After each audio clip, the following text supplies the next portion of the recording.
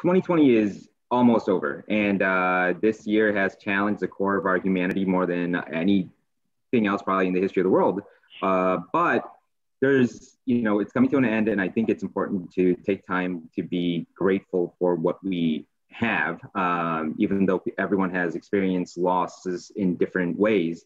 And one of the things I really want to highlight is people that are doing good for the community, and so that it gives people an idea of what they can do, and also if they want to be a part of what Amit and his family does every year on Christmas Day. So this is just one idea. Again, if you want to help, you're more than welcome to reach out to him directly and see how you could partner with him on it. Or you can do something like this on your own, and this would be just a good idea for you. So Amit, you've already been on before on a different episode, and thanks again for doing this again. So if you want to just talk about what you and your family do every Christmas morning and why you guys started doing it, that'd be great. Absolutely. Thanks for the intro, Benny. So about 4 years ago, our daughter turned 6 years old, and we felt that she was at the age of cognizance such that she would understand sort of, the perceptions of life are very different from reality. And it's very easy to be sheltered in today's life, away from the harsh realities of life with respect to those that are less fortunate. Christmas has always been a very big staple in my life. And even after marriage, it's been sort of, the favorite part of our year. And my wife, Sandy, and I are always very festive. I think when we really break down why that is what it is for us, it comes down to the fact that we spend a lot of time with family.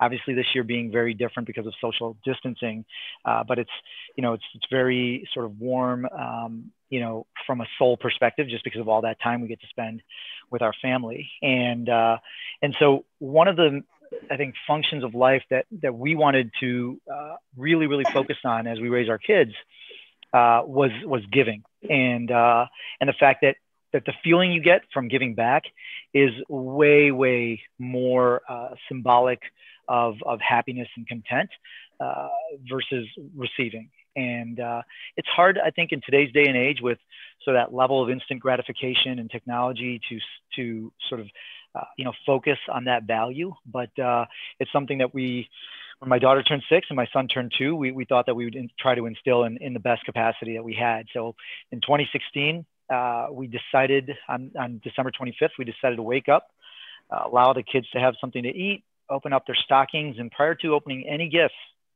we took them on the road all across the city of Chicago to unique different places that they probably didn't experience as much as, some of the other people that live in the city. But even though the city is great and there's a lot of amazing things to it, there's a lot of people out there that are suffering because I think the goalpost has moved societally for a lot of people, and starting points are very different for a lot of people. And so we wanted them to see the harsh realities of life and what some of those that are less fortunate have to go through. So we took them across the city and we started handing out gift baskets, jackets, blankets, thick socks, shoes, boots, gift cards to restaurants, things of that nature to those that are less fortunate. And that was in 2016. And, it was a small couple hours of experience. And we made a post on social media, and all of a sudden the next year, people started reaching out to us prior to Christmas.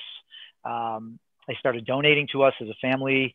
They started Venmoing and PayPaling and quick paying. And, so we started buying more stuff for those that are more, less fortunate. And so 2017, it grew, 2018, 2019, and every year it's grown exponentially. People that are known to us, our social networks, our family, they want to be more and more involved in everything that we're doing with respect to this tradition that's become a tradition of our family now, and they want to be more and more a part of it. And so this year, what our family decided to do was to match every dollar of donation that was given to us, along with all the the necessities: toothpaste, toothbrushes, jackets, scarves, blankets, everything that I had previously mentioned. And we are going to do the same thing again. Christmas morning, we'll wake up, we'll have our breakfast, kids will open up some stockings, and we'll hit the road. And this year, fortunately, I think it'll be longer. I think last year our trip was about 4 hours long. This year will probably be a little bit more than half a day, and we're excited for it. And I think the coolest part about all this is I think our kids are the most excited.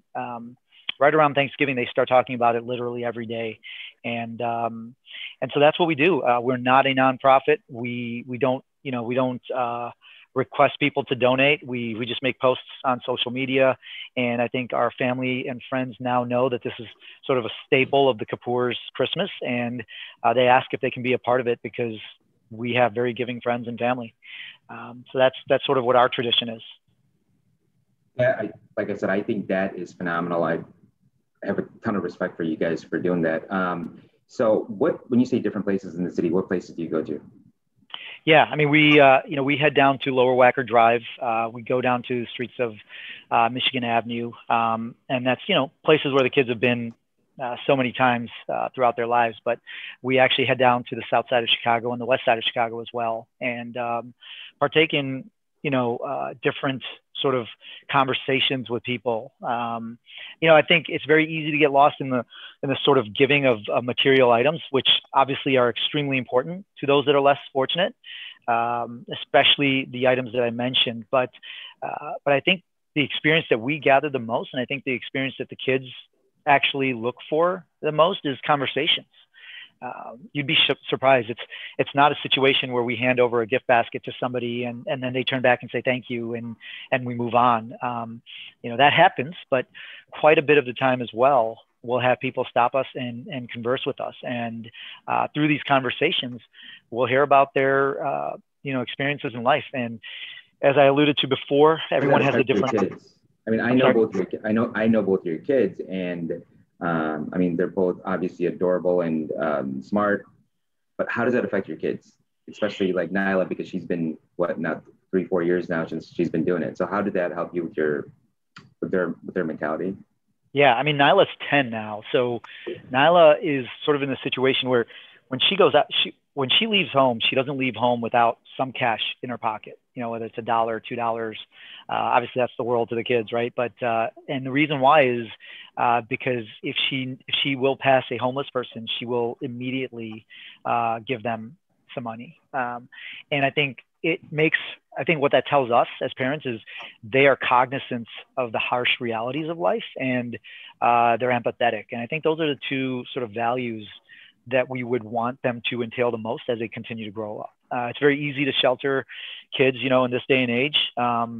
But I think if you are understanding of the fact that everyone has different starting points in life, and everyone, the goalpost unfortunately moves for different people, then I think you could probably ascertain that if we were dealt the same cards, we would probably be in the same predicament that they are. So I think she understands that. And it also creates sort of social understanding of how to converse with people and be uncomfortable. And I think that's very important.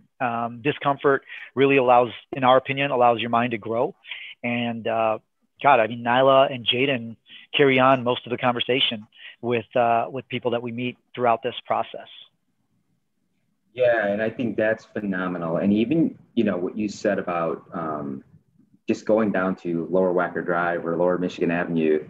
And I mean, yeah, you're a fit guy, but like when you have Sandy and you have your 2 little kids, I mean, it's not easy to do. And it's scary for people, especially ones that are not from Chicago. But I really like this. And I know,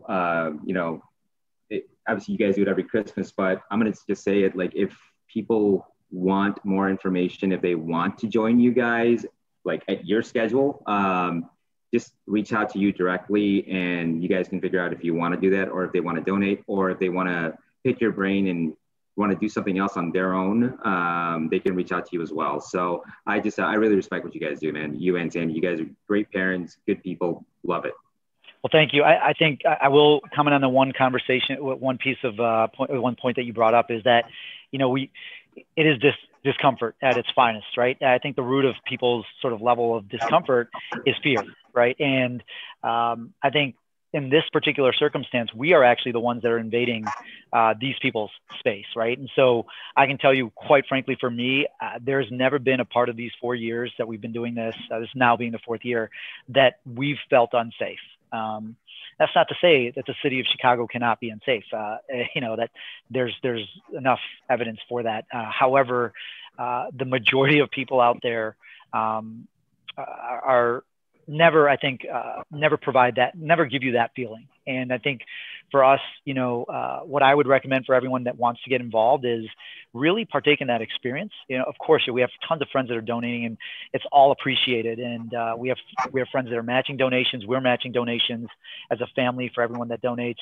But I think if you do truly want to get the full experience and really impact people's lives, I think step out. It doesn't have to be on Christmas. Everyone has their own sort of traditions, but step out and engage with people as you are going through this sort of process of giving, and engage with the people and find out what their true story is. Because I think usually in general, there's an unfair shadow that's casted on the lives of people that are less fortunate. And I think that fallacy is something that you can break if you just converse with these people. So reach out to me for anything, whether it's just to find out more details about what we do, how to start, and if you want to be a part of it. I really do think, though, that the one thing that you'll get the most out of is conversing with these people as you go through the process of giving to them. That's awesome, and I think it's great. I'll reach out to you, obviously, and because I definitely want to get involved in it with you this year. So and I think actually I'm trying to see if my cousins would too. So you might get the Benny family joining you this year. So but cool. Obviously all your contact info I'll put on here, and I'm looking forward to it. Thanks for doing what you do, man. I think it's great. Absolutely, man.